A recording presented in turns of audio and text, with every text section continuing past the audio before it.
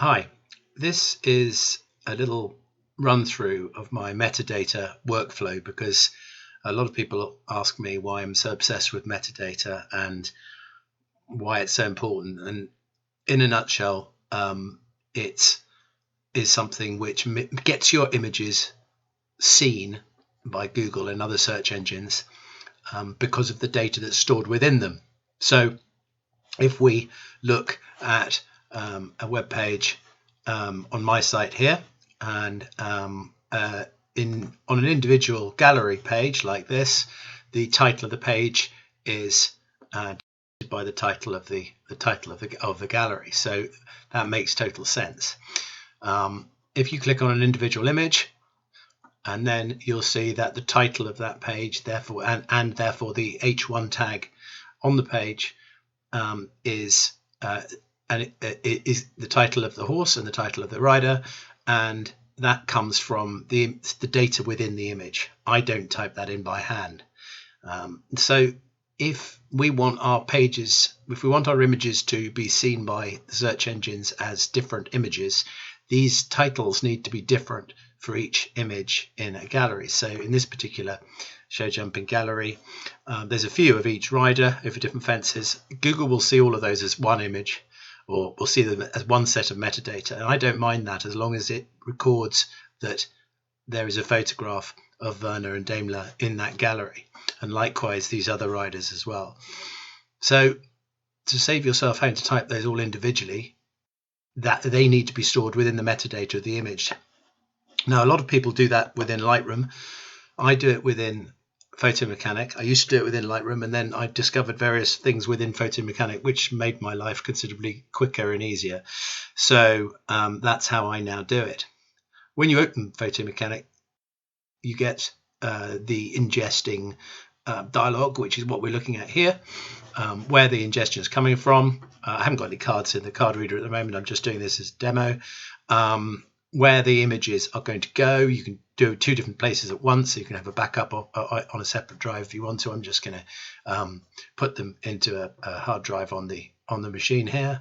But the most important thing here on this dialog for me anyway is this bit here. Do I want to apply IPTC stationary pad to photos? Now that's not really English to somebody who's new to Photomechanic. That means, do you want Photomechanic to apply IPTC metadata to the images as it ingests them from your digital camera card straight into your computer?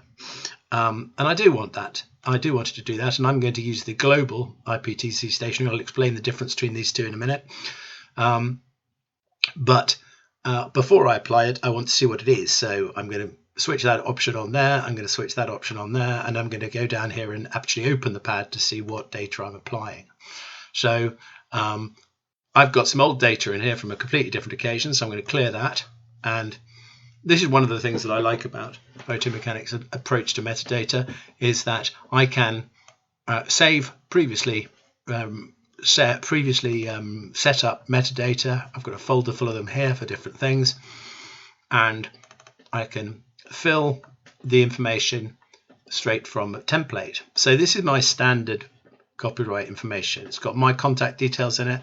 It's got my address details in it. It's got all the standard things that you would want to apply to every single one of your images, where the copyright information is stored online so people can read it. And a lot of people don't know that it's actually illegal to remove this data from images. And so if people do that, they're in the wrong, not you. And that's why your images should never be orphan images. They should always be attributable to you. So obviously the whole of the top half here is empty. So in this particular case, I would want to fill in a description, which is going to appear on my web pages in the end. And I would want to fill in a headline, which is, if you like, the caption below the image, the short caption below the image. Now, how are these used on the web? Let me show you that before we fill them in. So let's go back to the web page. So in my picture here of Werner jumping, in the data within the image, there is a title. That's the title there, the headline. So that's quite short, sharp and to the point. It's got the keywords I want in it. It's got the name of the rider, the name of the horse. It's got the event, and it's got the year. That's a slightly longer description, sometimes called the caption in different IPTC software, and that is in the longer field I showed you just now. That's where it is. These are the keywords that I've attributed to this. So again, all of this gets searched by the search engines and away behind this button in the corner of the image. If you look at the code, if you look at the page source for this image in HTML, you'll see that the title up here has been squirted in from the metadata within the image, and therefore that is what appears as the title on the tab up there when you mouse over it. You'll also see the keywords are different here to the ones on the image. That's because these are injected by my website specifically, whereas the others are injected from the image. Okay, let's get out of that for a time being and go back to the image again. So we want to include the headline and the description. They're very important if we want search engines to find our images. We go to here. That's where the long one goes. That's where the shorter one goes. I'm going to clear everything out of here and load another template because I've got one here for the Nations Cup in Dublin, just to indicate how I did it. So there we go.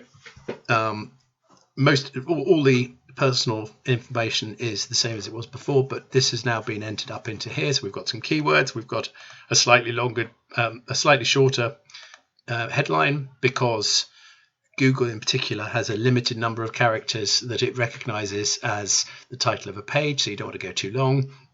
The description, on the other hand, can be quite a lot longer, so I haven't actually used very much of it there, but I could have done. And then some stuff over here which you can fill in, or you don't have to fill in if you don't want to, but it's quite useful to put in event, city, location, state, etc., where the event happened, because as I'll show you a bit later, we can use that in our data to individual images.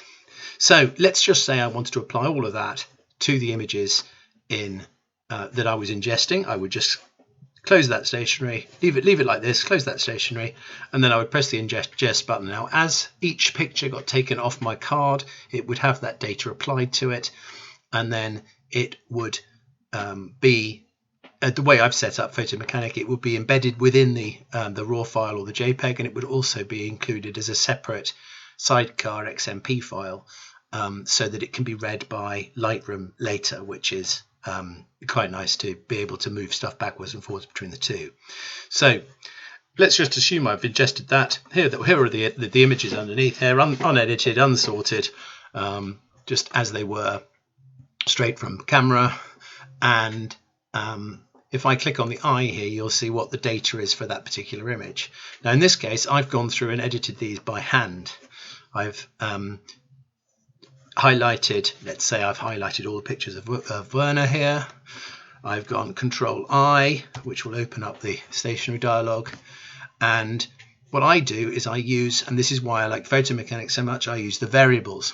So up here, I'm going to put brace, persons, brace. Okay, and then I'm going to put brace, persons, brace there, and that variable will be filled in from whatever I put in here, so I don't have to do it several times. So again, persons, brace there. Now, if I put in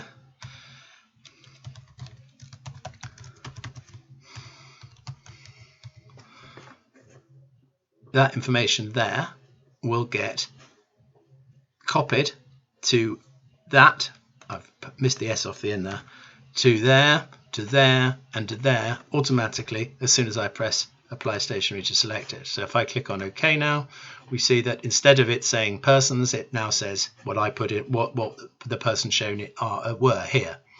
All right. So if you applying things to lots of different images at once, that's a very nice quick way of doing it, and you don't have to do it in several places at once. If I was doing that in Lightroom, I'd have to write that out once, copy it, click, paste, click, paste, click, paste. I've just done it rather more quickly. The other great thing about it is that that typing of the word persons in braces, I only have to do once. If I highlight the next rider here, who is Bertram Allen, okay, Control I again to open up the metadata. Persons is already in there, so all I have to do now is change the name of the rider and the horse. Click correct the typo, and then when I do that, boom, that's all done. So that is where it gets much quicker. You can also use, for example, lots of other shortcuts. You can use any of these. So you could put in the keywords, you could put the state where it was, the city where it was in braces like this, and it would copy all that in automatically. So you only have to enter the data in one field and it can then be copied to all the others. That's where it becomes very quick. So to cut a long story short, I do all my metadata in here first because I'm thinking about what I want the title of the image to be on the web, what I think people might search for. So if somebody's searching for Bertram Allen in the Nations Cup in Dublin last year, I want that to be my headline. So that's what's going in there. That person's will be replaced with this, Nations Cup, Dublin Horse Show, etc., etc. So that's done. So all of that is done before I even start editing. I then close everything down, forget about that for the time being, open Lightroom and start editing in Lightroom, knowing that all the data over here is going to be picked up from the data I've done in Photomechanic, and I don't need to edit it again. I can forget about it. Just nice and easy and quick.